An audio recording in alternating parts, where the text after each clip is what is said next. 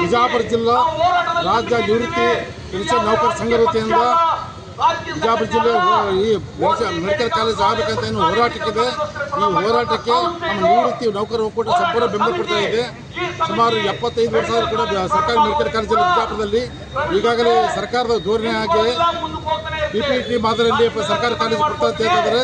ಖಾಸಗಿ ಸಹಭಾಗಿತ್ವದಲ್ಲಿ medical college ಕೊಡ್ತಾ ಇದೆ ಅಂತ ಹೇಳ್ತಾರೆ ಸರ್ಕಾರ. ಅದು ನಾವು ತೀವ್ರವಾಗಿ ಖಂಡಿಸುತ್ತೇವೆ.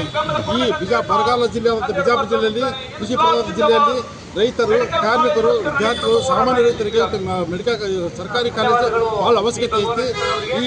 ಇವತ್ತಿನ ದಿವಸ ಎಲ್ಲ ಸಂಘ ಸಂಸ್ಥೆಗಳು, ಕಾರ್ಮಿಕ ಸಂಘಟನೆಗಳು, ವಿದ್ಯಾರ್ಥಿ ಸಂಘಟನೆಗಳು, ಯುವಜನ ಸಂಘಟನೆಗಳು, ಮಹಿಳಾ ಸಂಘಟನೆಗಳು, ಎಲ್ಲ ಸಮಾಜ ವಿವಿಧ ವೃಂದಗಳು ಕೆಲಸ ಮಾಡ್ತಕ್ಕಂಥ ವಿದ್ಯಾರ್ಥಿಗಳಿಂದ ಬೆರಳಿಗಾಗಿ ಹೋರಾಟ ಮಾಡ್ತಾ ಇರಬೇಕಾದ್ರೆ ಇವತ್ತು ಇದು ಅನಿವಾರ್ಯತೆ ಯಾಕೆ ಸೃಷ್ಟಿ ಆಯ್ತು ಅಂತಕ್ಕಂಥ ಪ್ರಶ್ನೆ ಮಾಡಬೇಕಾಗಿತ್ತು. ಯಾಕಂತಂದರೆ ಸರ್ಕಾರ ನಮ್ಮನ್ನು ಆಡಳಿತ ಮಾಡ್ತಕ್ಕಂಥ ರಾಜ್ಯ ಸರ್ಕಾರ ಆಗಿರ್ಬೋದು, ಇಲ್ಲಿನ ಬಿಜಾಪುರ ಜಿಲ್ಲೆಯ ಶಾಸಕರಾಗಿರ್ಬೋದು, ಸಂಸತ್ ಸದಸ್ಯರಾಗಿರ್ಬೋದು, ಈ ಒಂದು ಶಾಸಕರ ನಿರ್ಲಕ್ಷ್ಯ ಧೋರಣೆಯಿಂದ ರಾಜಕೀಯ ಇಚ್ಛಾಶಕ್ತಿ ಕೊರತೆಯಿಂದ ಇವತ್ತು PPT ಮಾದರಿಯಲ್ಲಿ ಮಾಡ್ತಾ ಇದ್ದಾರಲ್ಲ, ಇದನ್ನ ತೀವ್ರವಾಗಿ ನಾವು ಸಾಮಾನ್ಯ ನಾಗರಿಕರಾಗಿ ನಿವೃತ್ತ ನೌಕರರಾಗಿ ಖಂಡನೆ ಮಾಡ್ತಾ ಇದ್ದೇವೆ.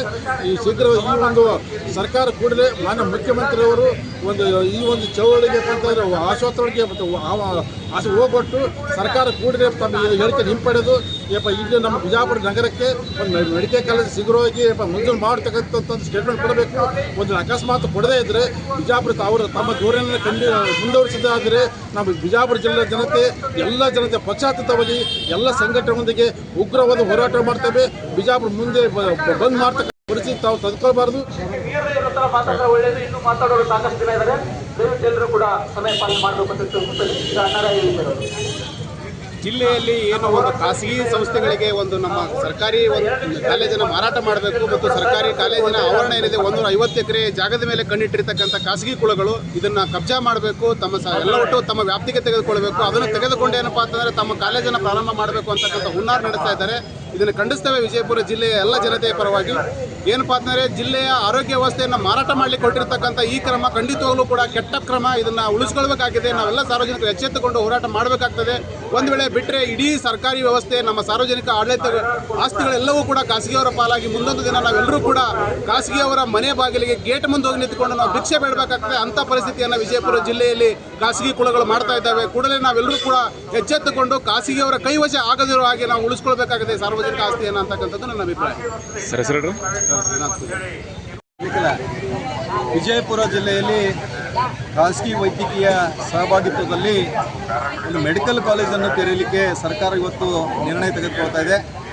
ಬಹುಶಃ ನಮಗೆ ಹೇಳೋದಿಷ್ಟೇ, ಇವತ್ತು ನಮ್ಮ ಜಿಲ್ಲೆಯಲ್ಲಿ ನಮ್ಮ ಸರ್ಕಾರಿ ಆಸ್ಪತ್ರೆ ಏನಿದೆ, ಆ ಸರ್ಕಾರಿ ಆಸ್ಪತ್ರೆ ಇಡೀ ರಾಜ್ಯದಲ್ಲಿ 2 ಸಾರಿ ಪ್ರಶಸ್ತಿಯನ್ನು ಗಿಟ್ಟಿಸಿಕೊಂಡಿರುವಂಥ ಒಂದು ಸರ್ಕಾರಿ ಆಸ್ಪತ್ರೆ.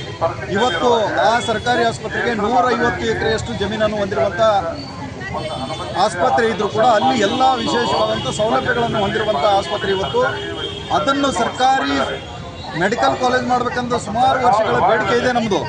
ಅದನ್ನು ಹೊರತುಪಡಿಸಿ ಇದನ್ನು ಲೂಟಿ ಹೊಡಿಲಿಕ್ಕೆ ಅಂತೇಳಿ ಖಾಸಗಿ ಸಹಭಾಗಿತ್ವದಲ್ಲಿ ಇವತ್ತು ಮೆಡಿಕಲ್ ಕಾಲೇಜನ್ನು ಆರಂಭ ಮಾಡಿ ಮುಂಬರುವ ದಿನಗಳಲ್ಲಿ ಲೂಟಿ ಹೊಡೆಯುವ ಹುನ್ನಾರವನ್ನು ಸರ್ಕಾರ ಮಾಡ್ತಾ ಇದೆ. ಬಹುಶಃ ನಾನು ಹೇಳಬಯಸೋದಿಷ್ಟೇ, ಇವತ್ತು ನೀವು PPP ಅಂತ ಏನಿದೆಯೋ ಅದನ್ನು ನೀವು ಕೈ ಬಿಡದೇ ಇದ್ದರೆ ಮುಂಬರುವ ದಿನಗಳಲ್ಲಿ ಸರ್ಕಾರಿ ವೈದ್ಯಕೀಯ ಕಾಲೇಜು ಹೋರಾಟ ಸಮಿತಿಯ ಪರವಾಗಿ ಉಗ್ರವಾದಂಥ ಹೋರಾಟ ಮಾಡ್ತೀವಿ, ಸರ್ಕಾರಕ್ಕೆ ತಕ್ಕ ಪಾಠ ಕಲಿಸ್ತೀವಿ ಅಂತೇಳಿ ಈ ಮೂಲಕ ಹೇಳಬಯಸ್ತೀವಿ.